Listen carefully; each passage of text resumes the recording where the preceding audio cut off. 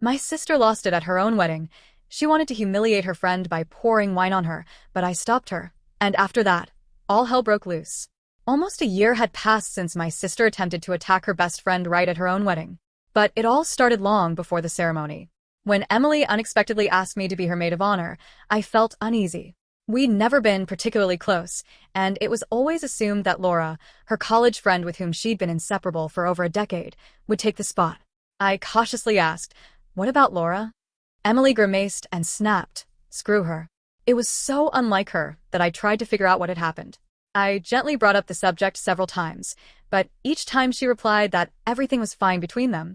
At one point, my latest question ended with an elbow in my side.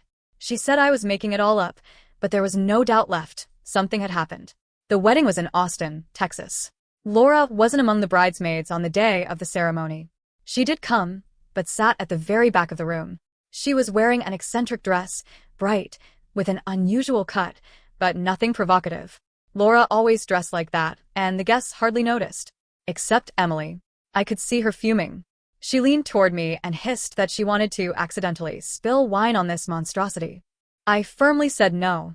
For a few minutes, everything was quiet, but then I noticed Emily walking toward Laura with a glass of champagne in her hand. I rushed after her and grabbed her hand, begging her to stop. It was then, in the midst of her own wedding, that she broke free and began screaming so loudly that the music stopped and the entire room fell silent. And that was only the beginning.